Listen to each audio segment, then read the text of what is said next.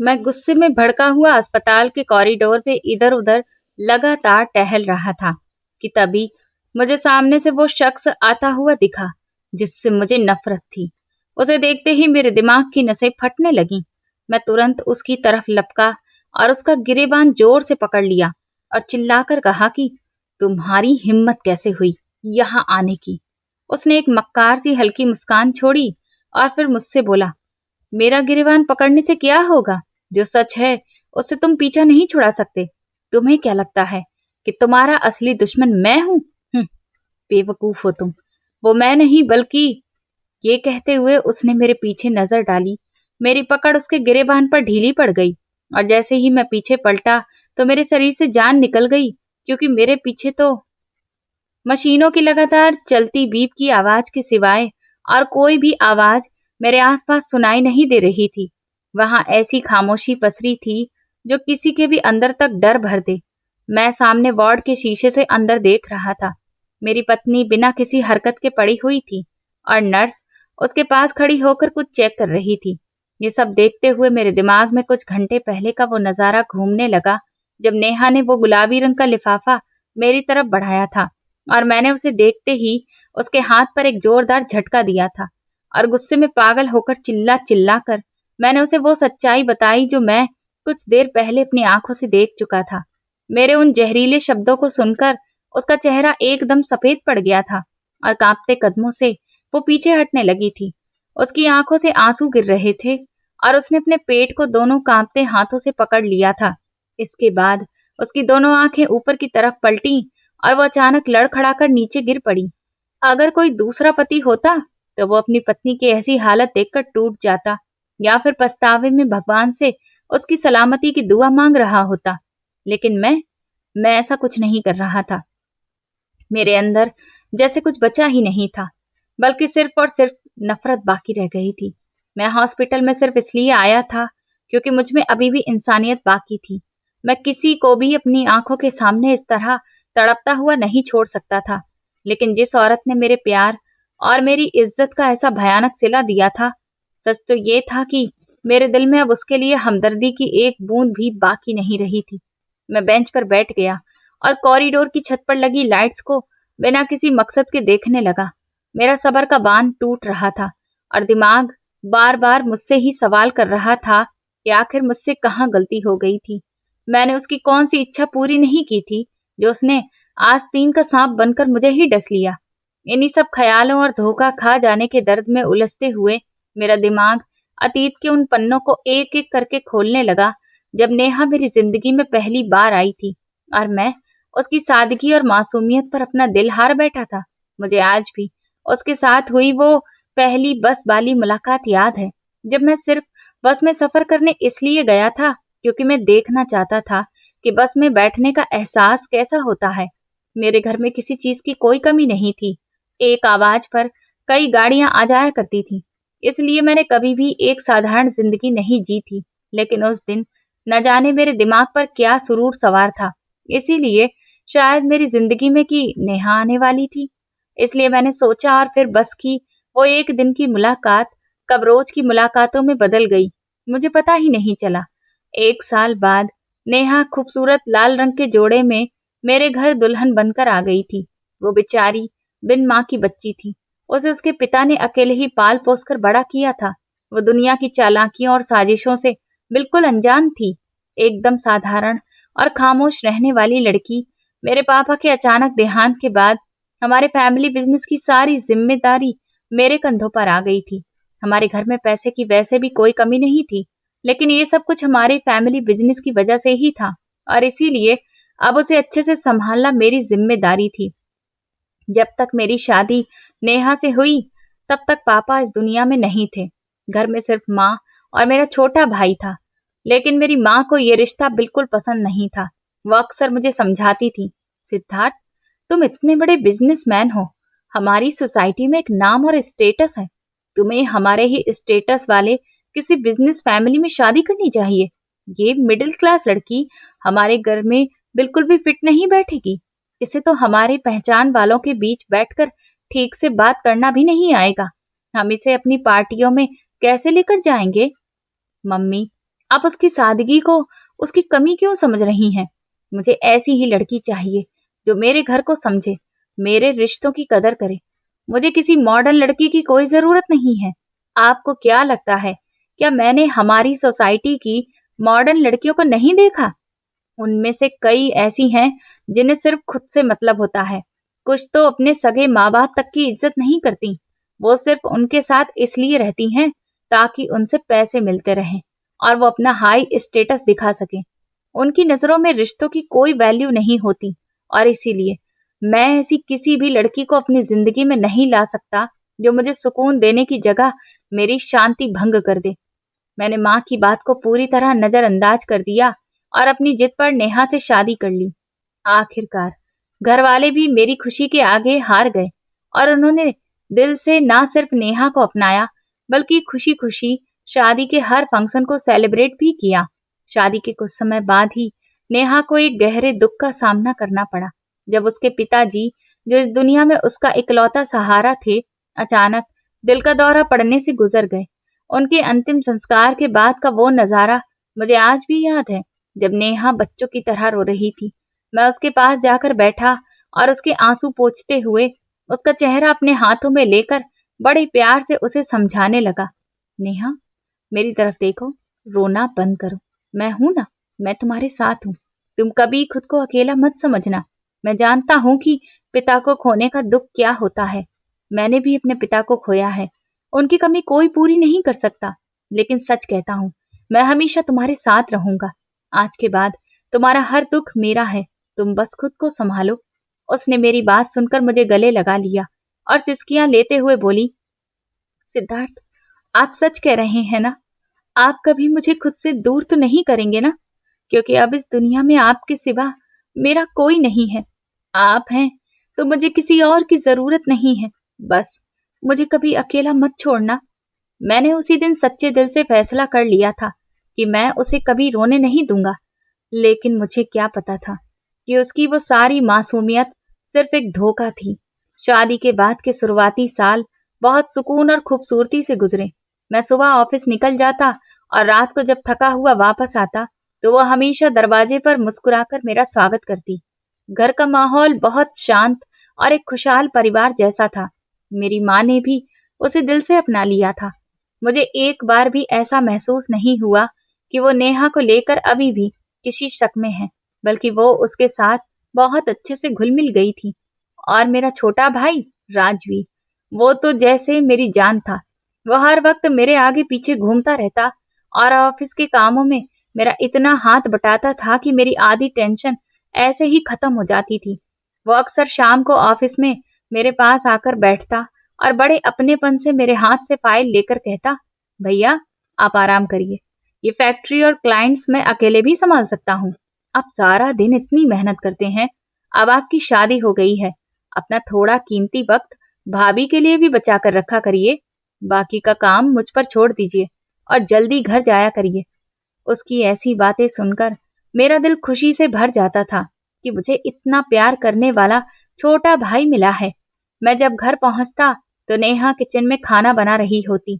हालांकि घर में नौकर थे, लेकिन फिर भी उसे हम सबके लिए अपने हाथ से खाना बनाना बहुत पसंद था। मैं अक्सर उसके पास जाकर खड़ा हो जाता और उसके माथे पर आई लट को पीछे करते हुए पूछता, नेहा, तुम थक नहीं जाती हो सारा दिन घर के काम करते हुए?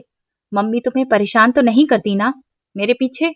अगर तुम्हें कभी कोई दिक्कत हो तो तुम मुझे बता दिया करना। वो हमेशा एक प्यारी सी मुस्कान के साथ कहती, अरे सिद्धार्थ, आप भी कैसी बातें करते हैं?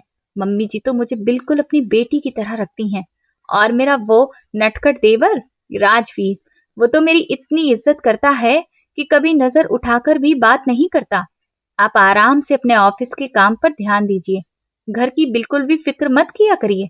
यहाँ सब कुछ ठीक है और मुझे तो ये सारे काम करके बहुत खुशी मिलती है।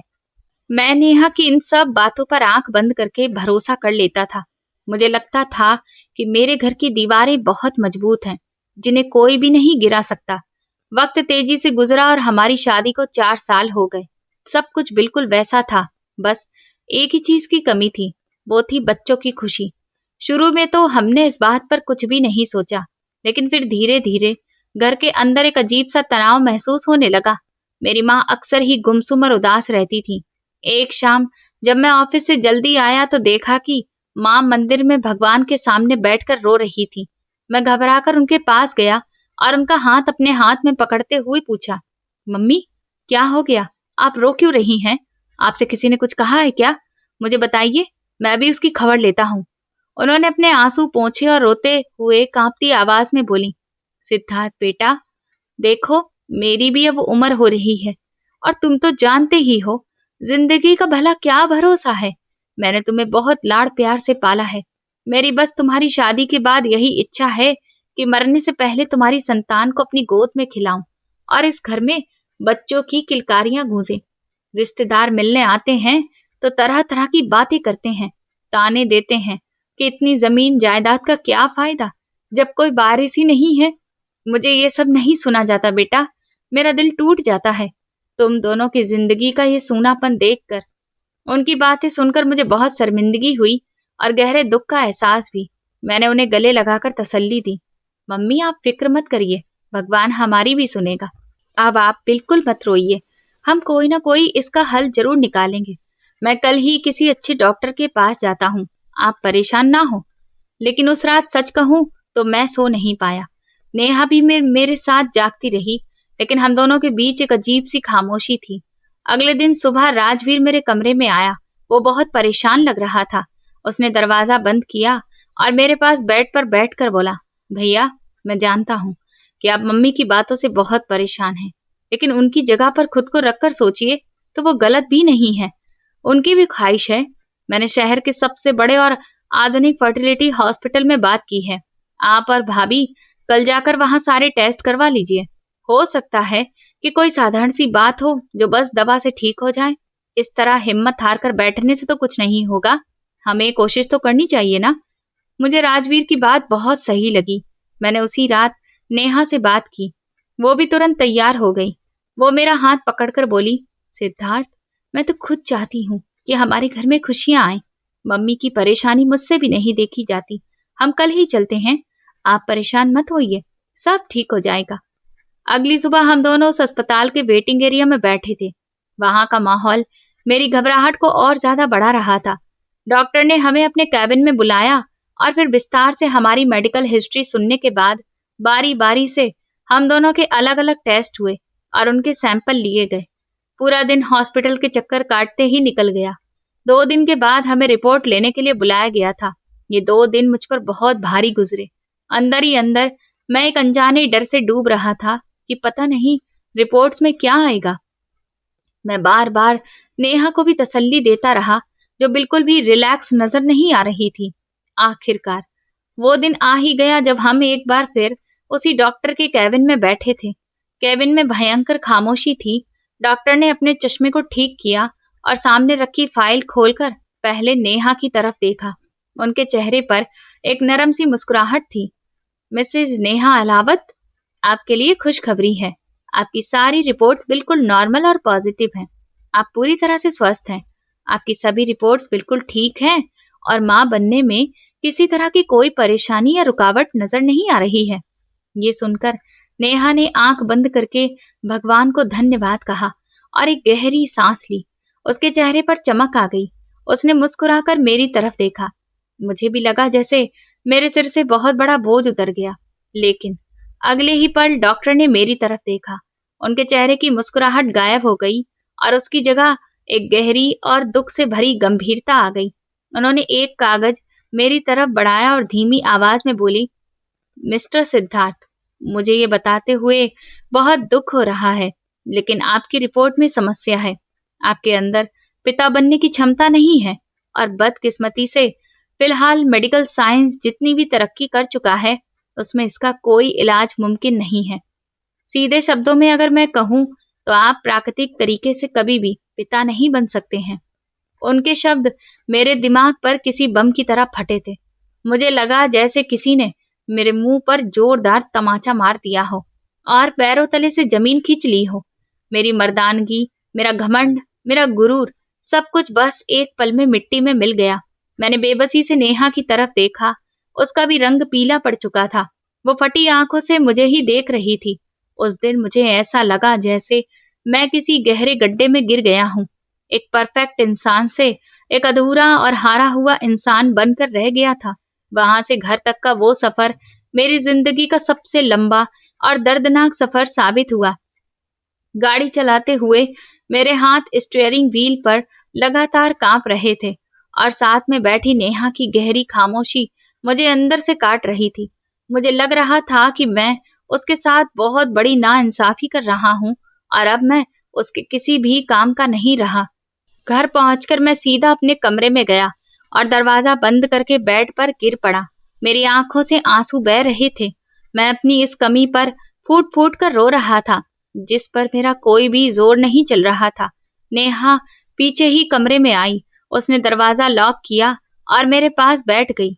उसने मेरे दोनों हाथों को पकड़ा, लेकिन मैं तड़प कर अपना हाथ छुड़ाते हुए रोकर बोला, मुझसे दूर रहो नेहा। मैं इस काबिल नहीं हूँ कि तुम मुझसे प्यार करो या मेरे साथ रहो।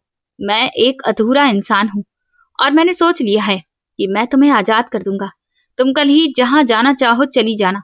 मैं तुम्हें तलाक दे दूंगा ताकि तुम किसी और से शादी करके माँ बनने की खुशी हासिल कर सको। मैं तुम्हारी जिंदगी खराब नहीं कर सकता। मुझे अकेला छोड़ दो। ये सुनते ही नेहा की आंखों से आंसू बहने लगे। उसने तड़प कर मुझे गले लगा लिया और हिचकियां लेते हुए बोली, सिद्धार्थ, भगवान के लिए ऐसी बातें मत करो। मेरा सपना औलाद नहीं है, बल्कि आपके साथ रहना है। हम सारी जिंदगी एक दूसरे का सहारा बनकर गुजारेंगे। मुझे कोई बच्चा नहीं चाहिए, मुझे सिर्फ आप चाहिए। अगर आपने मुझे खुद से दूर किया तो मैं जी नहीं पाऊंगी। औलाद तो भगवान की देन है। अगर उसने हमारी किस्मत में नहीं लिखा है तो फिर हम उसकी इसी मर्जी में खुश रहेंगे। लेकिन आप मुझे छोड़ने की बात कभी मत कीजिएगा। मैं आपके बिना मर जाऊंगी। मैं कहीं नहीं जाऊंगी। उसकी ऐसी बातें और सच्चे प्यार ने मुझे और ज्यादा रुला दिया। मैंने उसे जोर से गले लगा लिया। हम दोनों बहुत देर तक यूं ही बैठे रोते रहे। रात के खाने पर जब हम सब डाइनिंग टेबल पर बैठे तो मुझसे निवाला खाया ही नहीं जा रहा था। मेरी नजर झुकी हुई थी और मेरा दिल बहुत घबराया हुआ था। मम्मी ने मेरी हालत देखी तो परेशानी से पूछने लगी, सिद्धार्थ बेटा, क्या बात है? तुम इतने चुप क्यों हो और तुम्हारा चेहरा इतना उतरा हुआ क्यों है? क्या हॉस्पिटल से कोई बुरी खबर आई है? टेस्ट की रिपोर्ट में क्या आया? मैंने कांपते हाथों से वो रिपोर्ट अपनी जेब से निकालकर मम्मी के सामने मेज पर रख दी। मेरी आवाज गले में अटक गई और बड़ी मुश्किल से अपने आंसू रोकते हुए जैसे तैसे मैंने हिम्मत जुटाकर कहा, मम्मी, मुझे माफ कर दो। मैं आपको पोता पोती की खुशियां कभी नहीं दे सकता। डॉक्टर ने कहा है कि मैं कभी भी पिता नहीं बन सकता। मुझ में वो कमी है। दिक्कत नेहा में नहीं बल्कि मुझ में है। मेरी आवाज सुनते ही डाइनिंग रूम में एक भयंकर खामोशी छा गई। मम्मी ने सदमे से अपने सिर पर हाथ रख लिया और उनकी आंखों से आंसू बहने लगे। राजवीर जो मेरे साथ ही बैठा था, उसने तुरंत रिपोर्ट उठाई और ध्यान से पढ़ने लगा। उसके चेहरे पर गहरी परेशानी और दुख साफ नजर आ रहा था। उसने रिपोर्ट मेज पर रखकर मुझे गले से लगा लिया और रोनी आवाज में बोला, भैया, ये क्या कह रहे हैं आप? ऐसा कैसे हो सकता है? जरूर लैब वालों से कोई गलती हुई होगी। हम किसी और डॉक्टर के पास चलेंगे और वहां चेकअप करवाएंगे। आप अपना दिल छोटा मत करिए। भगवान हमारे साथ ऐसा नहीं कर सकता। वो सब ठीक कर देगा। मैं कल ही किसी और जगह पर बात करता हूँ। मम्मी भी रोते हुए अपनी जगह से उठी और मेरे सिर पर हाथ फेरते हुए बोली, सिद्धार्थ बेटा, तुम खुद को क्यों कोस रहे हो? ये सब तो भगवान के हाथ में है। हम उसकी हर मर्जी के लिए तैयार हैं। तुम बस खुद को छोटा महसूस मत करो। हम सब तुम्हारे साथ हैं। ये प्रॉपर्टी, ये पैसा किस काम का अगर तुम ही परेशान रहोगे? उन लोगों की इस हमदर्दी और प्यार ने मुझे इस मुश्किल वक्त में बहुत सहारा दिया। मुझे लगा कि सच में मेरे घर वाले मुझे कितना प्यार करते हैं, जो मेरी इतनी बड़ी कमी के बावजूद मुझे अपने सीने से लगाए हुए हैं और मुझे ताना देने की जगह मेरी हिम्मत बढ़ा रहे हैं। वक्त किसी के लिए नहीं रुकता और देखते ही देखते 2 साल और बीत गए। इन 2 सालों ने मेरे अंदर बहुत कुछ तोड़ दिया था। मैं भयंकर हीन भावना का शिकार हो गया था। मुझे लोगों का सामना करने से डर लगने लगा था कि कहीं किसी पार्टी में या किसी समारोह में मुझसे कोई बच्चों के बारे में ना पूछ ले। मैंने ऑफिस जाना भी बहुत कम कर दिया और सारा दिन अपने कमरे में ही बंद रहने लगा। मेरे इस तरह बिजनेस से दूर होने की वजह से सारा काम रुकने लगा था। एक शाम राजवीर मेरे पास आया और बड़ी फिक्र से बोला, भैया अगर आप बुरा ना माने तो एक बात कहूं। आप जिस तरह खुद को कमरे में बंद करके बैठ गए हैं, इस तरह तो बिजनेस को बहुत नुकसान हो रहा है। क्लाइंट्स पूछते हैं कि सिद्धार्थ साहब कहाँ हैं, उनका क्या हाल है। अगर आप कहें तो जब तक आपकी तबीयत पूरी तरह से ठीक नहीं हो जाती, तब तक मैं फैक्ट्री और ऑफिस के सारे मामले अपने हाथ में ले लूं, ताकि आपको कोई भी परेशानी ना हो और हमारा काम भी अच्छे से चलता रहे। मैं तो पहले ही इस बोझ से आजाद होना चाहता था और मुझे में अब काम करने की कोई भी लगन और जुनून बाकी भी नहीं था। इसलिए मैंने तुरंत हाँ कर दी और कहा, राजवीर तुमसे बेहतर और कौन हो सकता है जो मेरे काम को अच्छे से संभाल ले। तुम आज से ही सारी जिम्मेदारी ले लो। मुझ में अब लोगों का सामना करने की हिम्मत नहीं है। तुम जो ठीक समझो वही करो। मुझे तुम पर पूरा भरोसा है। उस दिन के बाद से सारा कंट्रोल राजवीर के पास चला गया और मैं पूरी तरह सिर्फ घर का होकर ही रह गया। नेहा इन सालों में मेरी हर जरूरत का ख्याल रखती रही। वो कभी मेरे सामने इस बात का जिक्र नहीं करती थी जिसकी वजह से मुझे तकलीफ हो। हालांकि हमारी जिंदगी एक सुकून पर टिकी हुई थी, लेकिन फिर भी उसमें एक उदासी थी जिसमें अब कोई भी रंग नहीं बचा था। फिर एक सुबह जब मैं अखबार पढ़ रहा था तो किचन से अचानक किसी बर्तन के गिरने की जोरदार आवाज आई। मैंने अखबार फेंका और तेजी से किचन की तरफ गया तो देखा नेहा फर्श पर बेहोश पड़ी थी और उसके पास ही गिलास टूटा पड़ा था। मैंने घबराकर नेहा को उठाया और बेड पर लिटाया। मम्मी भी परेशानी में कमरे में आ गई। राजवीर ने तुरंत हमारी फैमिली लेडी डॉक्टर को कॉल करके घर बुला लिया। डॉक्टर ने कमरे में आकर नेहा का चेकअप किया और कुछ देर बाद जब वो बाहर आई तो उनके चेहरे पर एक लंबी मुस्कान थी। उन्होंने मेरी तरफ देखकर कहा, बधाई हो मिस्टर सिद्धार्थ, आपकी पत्नी उम्मीद से हैं और खुशी की बात यह है कि वो बिल्कुल हेल्दी हैं। बस थोड़ी सी कमजोरी है जिसकी वजह से उन्हें चक्कर आ गया था। आप उनके खाने पीने का अच्छे से ख्याल रखिए। ये खबर सुनते ही हमारे पैरों तले जमीन खिसक गई। मेरे दिमाग में जोरदार धमाका हुआ और खुश होने की जगह मेरे कानों में उस डॉक्टर की आवाज गूंजने लगी जिसने पूरी गंभीरता से कहा था कि सिद्धार्थ आप कभी भी पिता नहीं बन सकते हैं। मेरा दिमाग सुन्न हो गया और मैं पत्थर बना खड़ा था कि अचानक राजवीर मेरे पास आया और हैरानी से बोला, भैया ये कैसे मुमकिन है? मैंने तो खुद आपकी वो रिपोर्ट अपनी आंखों से देखी थी। डॉक्टर ने तो कहा था कि आपके पिता बनने के कोई भी चांस नहीं है। तो फिर ये सब कैसे हो गया? राजवीर ये कहकर चुप हो गया, लेकिन उसकी इस आधी बात ने मेरी सोच का रुख बदल दिया। मैंने घबराकर राजवीर की तरफ देखा तो उसने जल्दी से बात संभालते हुए कहा, आप मुझे गलत समझ रहे हैं भैया। मेरा मतलब है कि रिपोर्ट में जो था बस वही मैंने कहा।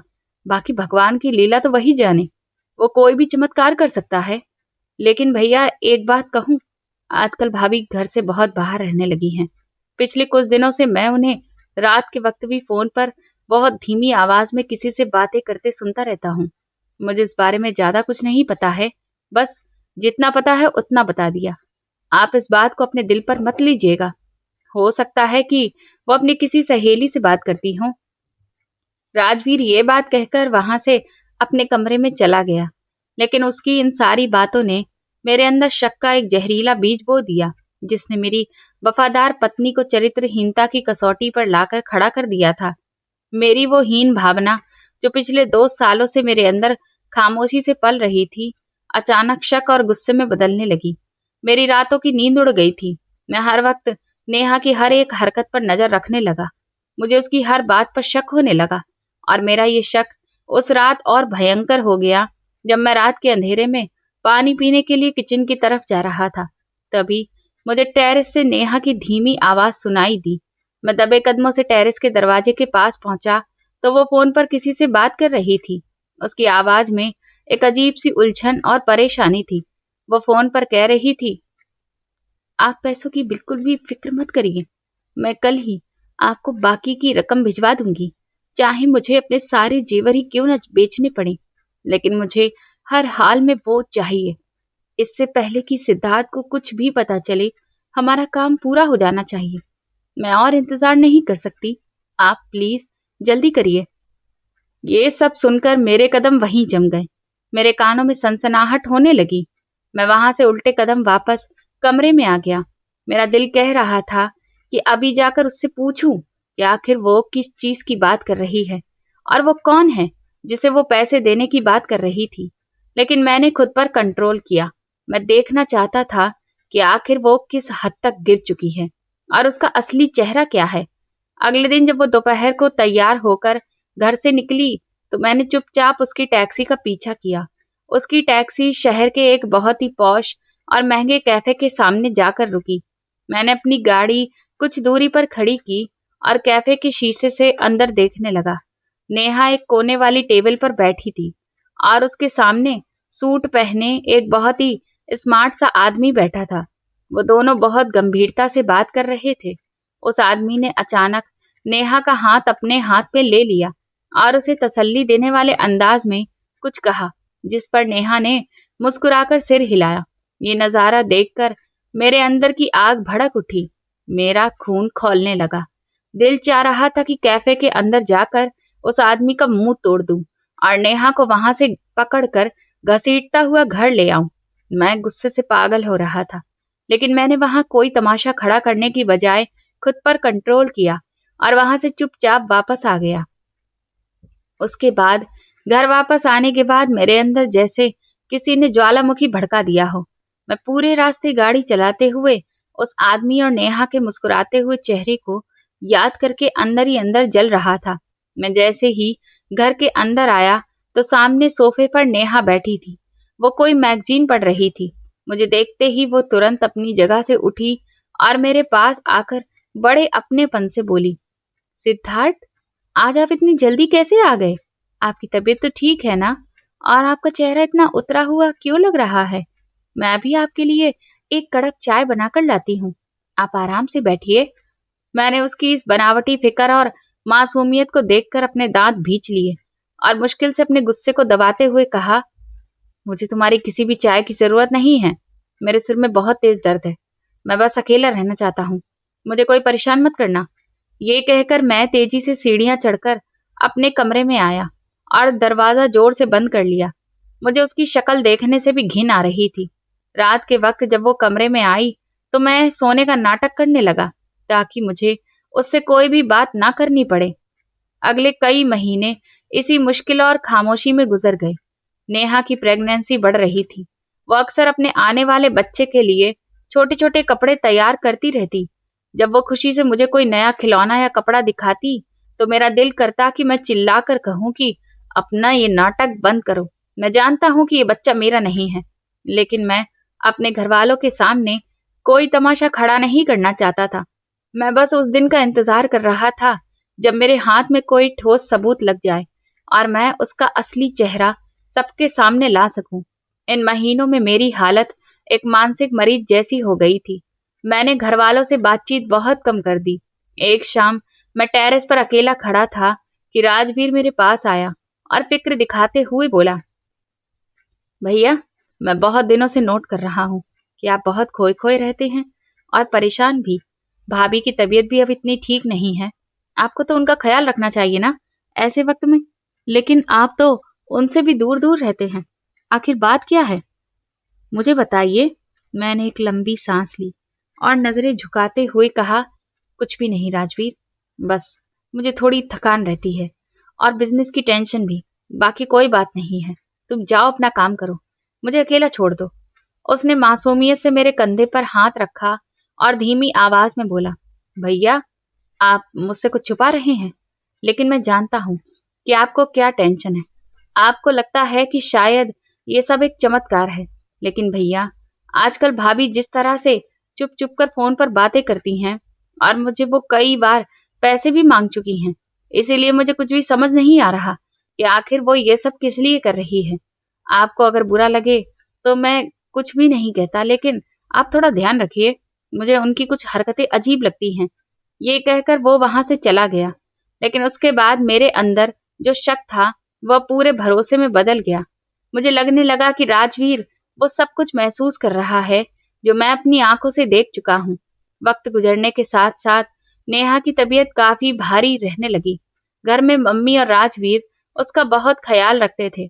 वह अक्सर मुझे कहती थी कि सिद्धार्थ, तुम अपनी पत्नी को वक्त नहीं देते हो। देखो वो किस हालत में है। मैं उनकी बातें सुनकर चुप रहता, क्योंकि मैं उन्हें क्या बताता कि वो औरत जिसके लिए वो इतना चिंतित हो रही हैं, वो अंदर से कितनी खोखली और धोखेबाज है। एक दिन मैं दोपहर के वक्त घर लौट रहा था। मुझे फैक्ट्री के कुछ बहुत जरूरी डॉक्यूमेंट्स लेने थे, इसलिए मैं रोज के मुकाबले अचानक उस वक्त घर आया। मेरी गाड़ी जैसे ही हमारे घर के रोड पर मुड़ी, तो मेरी नजर सामने खड़ी उस गाड़ी पर जम गई। ये वही काले रंग की गाड़ी थी जिसे मैंने कुछ महीने पहले उस कैफे के बाहर देखा था। मेरी गाड़ी की रफ्तार खुद ब खुद कम हो गई और मैंने गाड़ी को एक पेड़ की छांव में रोक लिया। मेरा दिल जोर जोर से धड़क रहा था। मैंने देखा कि उस गाड़ी का पिछला दरवाजा खुला और नेहा भारी कदमों के साथ बाहर निकली। उसके चेहरे पर थकान थी, लेकिन आंखों में सुकून और चमक थी। फिर ड्राइविंग सीट का दरवाजा खुला और वही सूट पहने हुए आदमी बाहर आया, जिसे मैंने कैफे में पिछली बार नेहा का हाथ पकड़े हुए देखा था। उसने बड़े ही नरमी से नेहा से कुछ कहा और फिर गाड़ी के अंदर से एक पिंक कलर का लिफाफा निकालकर उसकी तरफ बढ़ाया। नेहा ने वो लिफाफा अपने दोनों हाथों में पकड़ा और उस आदमी को देखकर एक खूबसूरत और लंबी मुस्कुराहट दी, जिसने मेरे दिल को चीर कर रख दिया था। उसने ना जाने किस बात पर हंसते हुए सिर हिलाया और फिर अपने दुपट्टे को ठीक करते हुए हमारे घर के दरवाजे की तरफ चली गई। अब वो अजनबी अपनी गाड़ी में बैठा और तेजी से वहां से निकल गया। मैं गाड़ी की सीट पर पत्थर बनकर बैठा था। मेरा हाथ स्टीयरिंग व्हील पर इतनी मजबूती से जमा था कि मेरी उंगलियां सफेद पड़ गई थी। आंखों के सामने अंधेरा छा रहा था। सिर की नसें फट रही थी। मेरा वो सारा धैर्य, जिसे मैं पिछले कई महीनों से अपनी चुप्पी से बांध कर रखे हुए था, वो एक ही पल में रेत की दीवार की तरह गिर गया। आज मुझे उसकी बेवफाई का सबूत मिल गया था, जिसका मैं इंतजार कर रहा था। वो पिंक कलर का लिफाफा जरूर उनकी किसी साजिश का हिस्सा था, या शायद उसमें वही पैसे थे जो वो मुझसे छुपाकर ले रही थी। मेरे दिमाग में भयंकर गर्मी महसूस हो रही थी। मैंने गाड़ी को जोर से रेस दी और सीधा गेट के अंदर लाकर खड़ा किया। मैं गाड़ी का दरवाजा जोर से बंद करके तूफान की तरह घर में दाखिल हुआ। मम्मी और राजवीर सोफे पर बैठे चाय पी रहे थे। नेहा भी अभी अभी अंदर आई थी और उसके हाथ में वही लिफाफा था। मुझे उस वक्त देखकर मम्मी हैरानी से बोली, अरे सिद्धार्थ बेटा, तुम आज इस वक्त कैसे आ गए? सब ठीक तो है ना? तुम्हारी तबीयत ठीक है? नेहा ने मेरी तरफ देखा तो उसका चेहरा खुशी से चमक उठा। वो अपने भारी शरीर के साथ जल्दी से मेरे पास आई और बड़े ही जोश भरे अंदाज में बोली, सिद्धार्थ, आप बहुत अच्छे वक्त पर आए हैं। मैं जिस दिन का पिछले कई महीनों से इंतजार कर रही थी, आज वो दिन आ गया है। आप देखिए, मैं आपके लिए क्या लाई हूँ। इस लिफाफे में हमारी सारी खुशियों की चाबी है सिद्धार्थ, इसे खोल कर देखिए। उसने वो लिफाफा खुशी से मेरी तरफ बढ़ाया, लेकिन मेरे अंदर भयंकर गुस्सा भरा हुआ था। मुझे उसकी वो मुस्कुराहट और खुशी जहर की तरह लग रही थी। मेरा गुस्सा और नफरत उसके उन शब्दों की वजह से बेकाबू हो गए। मैंने पूरी ताकत से अपना हाथ उठाया और उसके हाथ पर जोरदार वार किया। वो लिफाफा उसके हाथ से छूटकर फर्श पर गिर गया। मेरे उस अचानक हमले पर वहां खड़ा हर शख्स सकते में आ गया। मम्मी के हाथ से चाय का कप छूट गया और राजवीर भी घबराकर अपनी जगह से खड़ा हो गया। नेहा ने फटी आंखों से मुझे देखा और उसके कांपते हुए होठों से बड़ी मुश्किल से निकला, सिद्धार्थ, ये आपने क्या किया? मैंने पूरी ताकत से चिल्लाते हुए कहा। बकवास बंद करो नेहा, तुम क्या समझती हो मैं अंधा हूं जो तुम्हारी इन हरकतों को देख नहीं रहा? मैं पिछले कई महीनों से तुम्हारा तमाशा देख रहा हूं। तुम मुझसे और राजवीर से पैसे मांगकर उस गाड़ी वाले आदमी पर लुटा रही हो, और आज मैंने अपनी आंखों से तुम्हें उसकी गाड़ी से उतरते हुए और ये लिफाफा लेते हुए देखा। तुमने मुझ जैसे अधूरे इंसान का कितना अच्छा फायदा उठाया है। ये बच्चा मेरा नहीं है नेहा, ये उसी गाड़ी वाले का है जिसके साथ तुम हंसती मुस्कुराती घूम रही हो। मेरे मुंह से निकले उन शब्दों ने जैसे पूरे घर की हवा को तनाव से भर दिया था। मम्मी ने सदमे से अपने मुंह पर हाथ रख लिया और राजवीर भी हैरानी से कभी मुझे देख रहा था तो कभी नेहा को। नेहा की हालत ऐसी थी जैसे उस पर आसमान टूट पड़ा हो। उसका रंग सफेद पड़ गया था और उसकी आंखों में ऐसा दर्द था जिसे देखकर शायद पत्थर भी पिघल जाए, लेकिन मैं नहीं पिघला। उसने एकदम से अपने दोनों हाथों से अपने पेट को पकड़ लिया। उसकी सांसें उखड़ने लगी। वो कुछ बोलने की कोशिश कर रही थी, लेकिन उसके होंठ सिर्फ कांप रहे थे।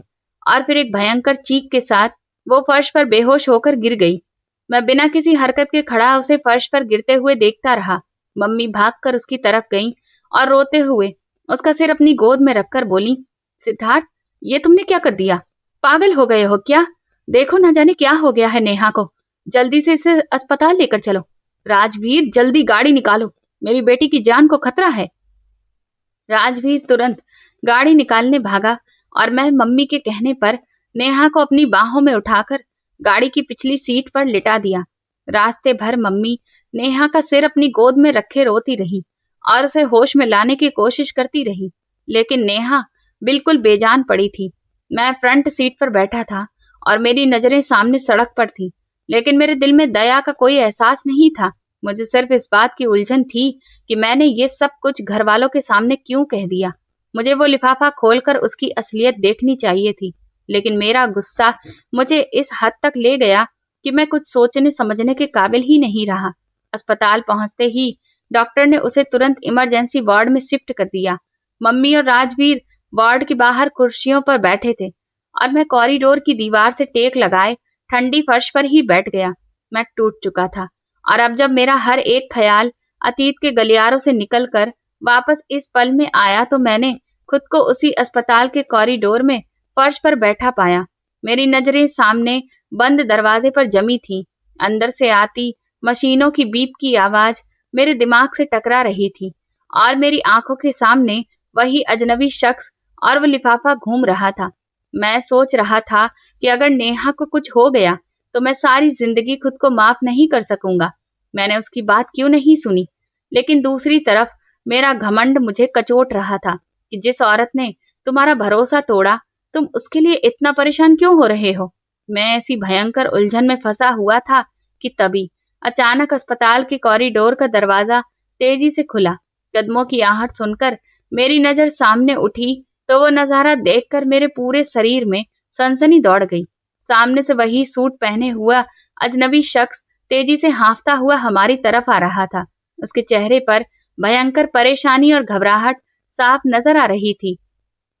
उसके हाथ में वही पिंक कलर का लिफाफा था जो मैंने नेहा के हाथ से छीनकर दूर फेंक दिया था। वो आदमी इधर उधर देखता हुआ सीधा उस वार्ड की तरफ आया जहां नेहा थी। उसे देखते ही मेरे अंदर दबा हुआ सारा गुस्सा और नफरत एक साथ लावा बनकर बाहर निकलने को तैयार हो गया। मैं एक झटके से अपनी जगह से उठा। मेरी आंखों में खून उतर आया था। मैं पागलों की तरह उसकी तरफ बढ़ा और इससे पहले कि वो कुछ कहता, मैंने उसका गिरेबान पूरी ताकत से अपने दोनों हाथों में पकड़ लिया। तुम्हारी यहाँ आने की हिम्मत कैसे हुई?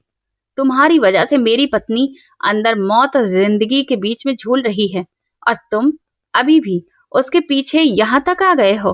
तुमने मेरी हंसती बसती जिंदगी बर्बाद कर दी। मैंने पूरी ताकत से उसे झकझोरते हुए अपने दांत पीस कर कहा। मेरी आवाज इतनी तेज थी कि मम्मी और राजवीर भी घबराकर अपनी जगह से उठकर खड़े हो गए। मुझे उम्मीद थी कि वो आदमी पलटकर मुझे जवाब देगा या फिर अपना गिरेबान छुड़ाने के लिए मुझ पर हाथ उठाएगा, लेकिन उसका रिएक्शन मेरी सोच से बिल्कुल अलग था। उसने मेरे गुस्से और इस सख्त व्यवहार का जवाब किसी भी सख्ती से नहीं दिया, बल्कि बहुत ही शांत तरीके से उसने अपने दोनों हाथ मेरे हाथों पर रखे और बहुत नरमी से मेरे हाथ अपने गिरेबान से हटा दिए। उसकी आंखों में एक अजीब सी गहराई और सुकून था जिसने मुझे एक पल के लिए हैरान कर दिया। इससे पहले कि मैं दोबारा उस पर कोई और वार करता, उसने अचानक आगे बढ़कर मुझे अपने गले लगा लिया। मैं हक्का बक्का खड़ा रह गया। मेरे हाथ हवा में ही रुक गए। वो मेरी पीठ थपथपा रहा था और उसकी आवाज में ऐसी हमदर्दी और अपनापन था जैसे कोई बड़ा भाई अपने परेशान छोटे भाई को तसल्ली दे रहा हो।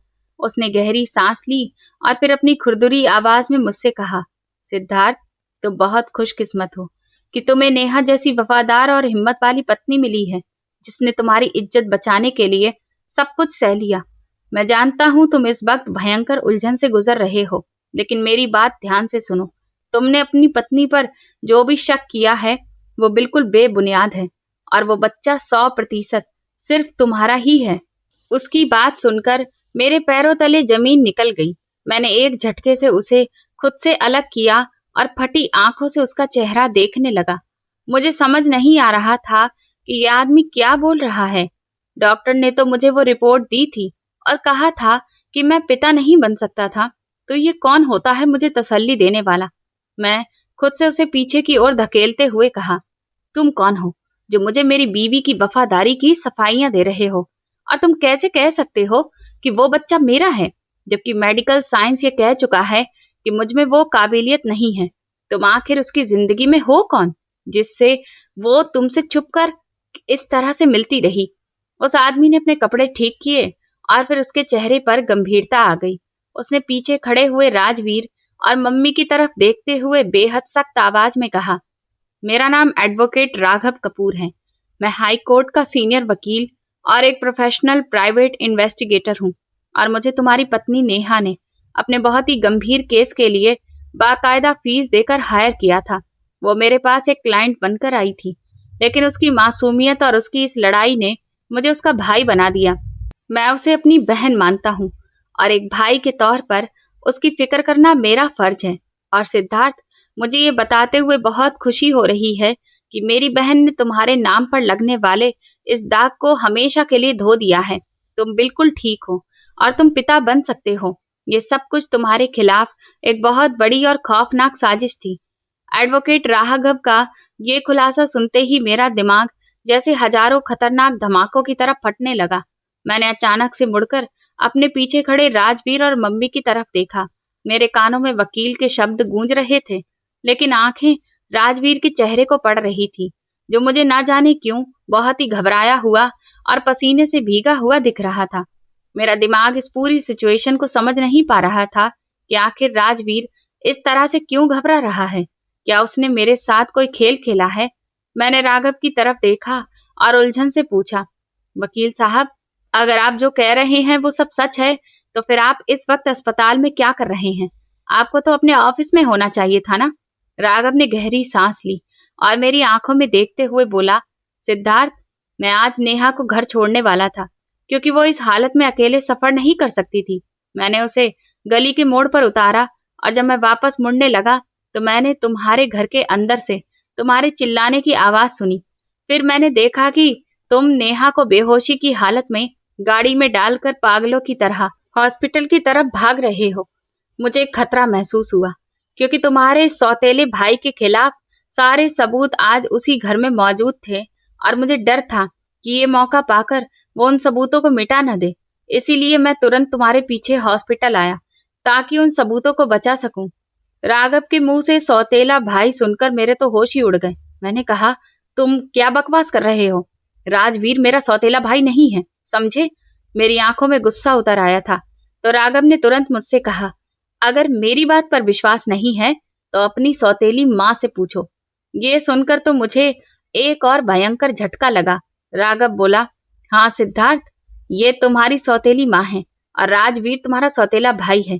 ये सच्चाई तुमसे सालों तक इन सब ने छुपा कर रखी, यहाँ तक कि तुम्हारे पिता ने भी तुम्हें कुछ नहीं बताया, और उसी का खामियाजा आज तुम भुगत रहे हो।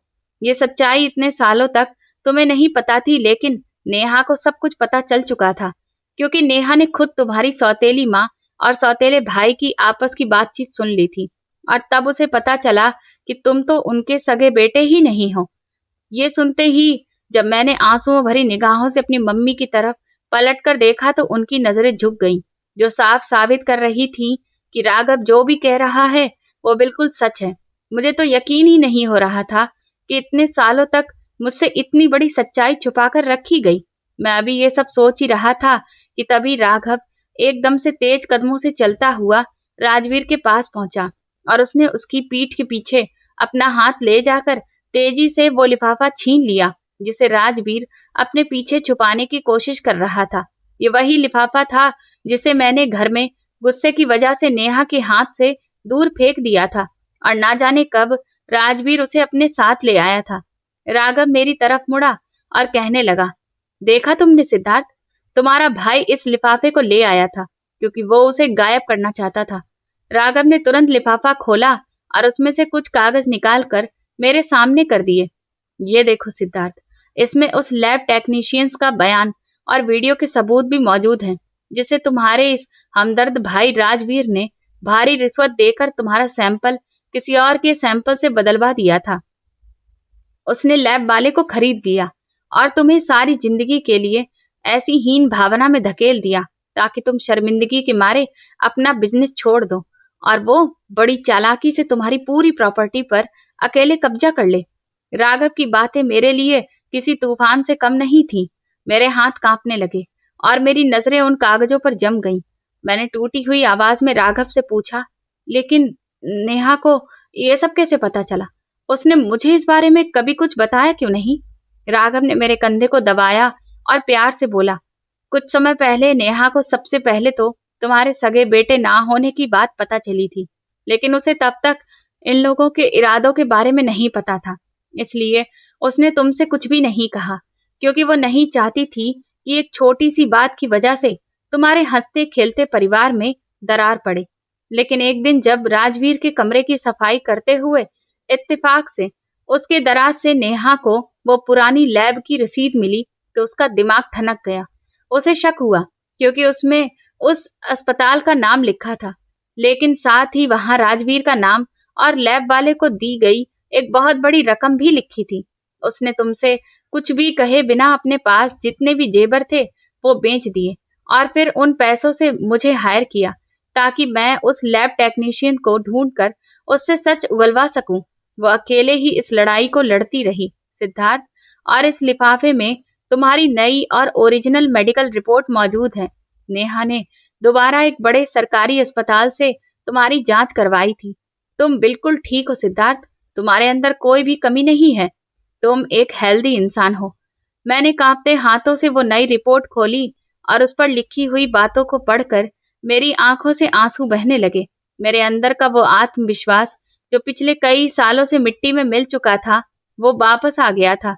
लेकिन मुझे खुशी से ज्यादा दुख इस बात का था कि मैंने अपनी वफादार पत्नी के साथ इतना बुरा व्यवहार किया। मैंने फूट फूट कर रोते हुए पूछा कि अगर उसे सब पता चल गया था तो फिर वो मुझसे ये सब छुपा क्यों रही थी? वो मुझे ये सब बता सकती थी। राघव ने लंबी सांस ली और बोला, सिद्धार्थ, वो तुम्हें ये सब कैसे बताती? तुम तो जानते भी नहीं थे कि ये लोग तुम्हारे सौतेले हैं, और फिर तुम इन पर अंधा भरोसा भी करते थे। वो तुम्हें तुम्हारे परिवार के सामने शर्मिंदा नहीं करना चाहती थी, जिन्हें तुम अपना सब कुछ मानते थे। वो जानती थी कि तुम बिना किसी बड़े सबूत के किसी पर भी शक नहीं करोगे और उल्टा उसे ही गलत समझने लगोगे। इसीलिए वो अकेले ही ये सब झेलती रही और चुपचाप सारे सबूत जमा करती रही ताकि जब वो तुम्हारे सामने सच रखे तो कोई भी उसे झुटला ना सके। नेहा तुमसे बहुत प्यार करती है सिद्धार्थ, और उसने तुम्हारी इज्जत बचाने के लिए अपनी जान की बाजी लगा दी। राघव की बातें सुनकर मेरे हाथ से वो सारे कागज छूटकर जमीन पर गिर गए और मैं घुटनों के बल गिर पड़ा। जोर जोर से रोने लगा। मुझे अपनी वो हर बात याद आ रही थी जब मैंने उस पर शक किया था, और आज दोपहर जब मैंने उसके चरित्र पर कीचड़ भी उछाला था। मैं कितना अंधा था जो अपनों के रूप में छुपे इन सांपों को नहीं पहचान सका और उस हीरे को ठुकरा दिया जो मेरी खातिर इतना बड़ा बलिदान दे रही थी। राजवीर और मेरी माँ ये सब सुनकर वहां से दबे पांव खिसकने की कोशिश कर रहे थे, लेकिन राघव ने पीछे मुड़कर देखा और बोला, भागने की कोशिश मत करना राजवीर, मैं यहाँ आने से पहले ही पुलिस को सब कुछ बताकर बुला चुका हूँ। अभी उसकी बात पूरी हुई भी नहीं थी कि तभी हॉस्पिटल के कॉरिडोर में पुलिस के भारी कदमों की आहट गूंजने लगी। 2 पुलिस ऑफिसर तेजी से हमारी तरफ आए। राघव ने वो सबूत वाला लिफाफा ऑफिसर के हवाले किया और राजवीर की तरफ इशारा किया। पुलिस ने तुरंत आगे बढ़कर राजवीर को हथकड़ी पहना दी। मम्मी रोते हुए पुलिस वालों के आगे हाथ जोड़ने लगी और बोली, मुझे छोड़ दो, मैंने कुछ नहीं किया, ये सब सिर्फ राजवीर की साजिश थी, मैं तो बस प्रॉपर्टी में हिस्सा चाहती थी। लेकिन पुलिस वालों ने उनकी एक भी नहीं सुनी और उन दोनों को वहां से गिरफ्तार करके ले गई। मैं चुपचाप सब देखता रहा। मेरे अंदर उनके लिए कोई हमदर्दी नहीं थी, मुझे सिर्फ अपनी नेहा की फिक्र थी जो अंदर पड़ी थी। उस पर लंबे इंतजार के बाद ऑपरेशन थिएटर का दरवाजा खुला और वो लेडी डॉक्टर बाहर आई। उनके चेहरे पर थकान थी, लेकिन होठों पर एक हल्की मुस्कान थी। मैं तेजी से अपनी जगह से उठा और भागकर डॉक्टर के पास गया। डॉक्टर ने कहा, मिस्टर सिद्धार्थ, भगवान का शुक्र मनाइए, आपकी पत्नी खतरे से बाहर हैं। उन्हें होश आ गया है। वो बहुत हिम्मत वाली हैं। माँ और बच्चा दोनों बिल्कुल सुरक्षित हैं। आप उनसे मिल सकते हैं, लेकिन ख्याल रखिएगा, बहुत ज्यादा बात उन्हें मत करने दीजिएगा। ये सुनते ही मैंने रोते हुए मन ही मन भगवान को धन्यवाद कहा। राघव ने मुझे अपने गले से लगाया और मुस्कुराते हुए बोला, जाओ सिद्धार्थ, तुम्हारी खुशियां तुम्हारा इंतजार कर रही हैं और अपनी इतनी अच्छी पत्नी को कभी रोने मत देना। मैं कांपते कदमों से उस कमरे के अंदर गया जहां नेहा लेटी थी। मेरी आहट सुनकर उसने अपनी आंखें धीरे धीरे खोली। उन आंखों में अभी भी दर्द और सदमा था जो मैंने ही उसे दिया था। उसे देखते ही मैं रोने लगा और भागकर बेड के पास गया और सीधा उसके पैर पकड़ लिए। मैंने उससे कहा, मुझे माफ कर दो नेहा, मैं दुनिया का सबसे बड़ा गुनहगार हूँ। मैं तुम्हारे प्यार और वफादारी को पहचान नहीं सका। मैं इन रिश्तों के फरेब में अंधा हो गया था जिन्होंने मुझे बर्बाद करने की कसम खा रखी थी। तुमने मेरे लिए इतना कुछ सहा, लेकिन मैं इतना गिर गया था कि तुम पर ही शक करता रहा। मुझे माफ कर दो, मैं तुम्हारे बिना मर जाऊंगा। नेहा ने बड़ी मुश्किल से अपना हाथ उठाया और फिर मेरे आंसुओं को पोंछा। उसके होठों पर एक हल्की सी मुस्कान आ गई जिसमें कोई शिकायत नहीं थी। उसने धीरे से प्यार से कहा, सिद्धार्थ, आप रो क्यों रहे हैं? मैं आपसे बिल्कुल नाराज नहीं हूँ। मैं जानती हूँ कि आप बेकसूर हैं। आपको तो कुछ भी नहीं पता था, इसीलिए आपका जो भी रिएक्शन था वो बिल्कुल जायज था। आप उन लोगों की साजिश का शिकार हो गए थे और एक पत्नी का फर्ज होता है कि वो अपने पति की इज्जत और उनके नाम की रक्षा करे, और मैंने बस अपना फर्ज निभाया। आप ही मेरा सब कुछ हैं। हमारा बच्चा बिल्कुल ठीक है और हमारी जिंदगी में अब ना कोई साजिश होगी और ना ही कोई दुख। मैंने उसके माथे को सहलाया। मुझे ऐसा महसूस हुआ जैसे मुझे पूरी दुनिया मेरी वापस मिल गई हो। अस्पताल के उस कमरे में अब कोई भी दर्द नहीं था, बल्कि सिर्फ हमारे प्यार की एक नई खूबसूरत रोशनी फैली हुई थी जिसने हमारे सारे दुखों को धो दिया था। दोस्तों, मेरी इस कहानी से बस यही सीख मिलती है कि कुछ रिश्ते ऐसे होते हैं जिन्हें आप कितना भी सच्चा प्रेम और सम्मान दे दीजिए, लेकिन वो आपके अपने कभी नहीं हो सकते। वो आपको हमेशा स्वार्थ की नजर से ही देखेंगे, चाहे आप उनके साथ कितने भी निस्वार्थ क्यों न रहें। इसीलिए हमें कभी भी किसी पर अंधा भरोसा नहीं करना चाहिए, क्योंकि कई बार खतरा हमें बाहर वालों से नहीं बल्कि अपनों से ही मिलता है। तो दोस्तों, आप किस शहर से हमारी कहानी सुन रहे हैं और आपको ये कहानी पसंद आई हो तो प्लीज कमेंट करके जरूर बताएं। इस वीडियो को लाइक करें, ज्यादा से ज्यादा शेयर करें और हाइप दें। साथ ही चैनल को सब्सक्राइब करना ना भूलें। और अगर आपको मेरी मेहनत पसंद आई हो तो मुझे सुपर थैंक्स देकर अपना प्यार और सपोर्ट जरूर दिखाएं, ताकि मैं आपके लिए ऐसी ही शानदार कहानियां लाती रहूं। ये कहानी पूरी तरह से काल्पनिक है। इसमें दिखाए गए सभी पात्र, घटनाएं और संवाद केवल मनोरंजन एवं सामाजिक संदेश के उद्देश्य से प्रस्तुत किए गए हैं। किसी भी व्यक्ति या घटना से समानता मात्र संयोग मानी जाएगी। धन्यवाद।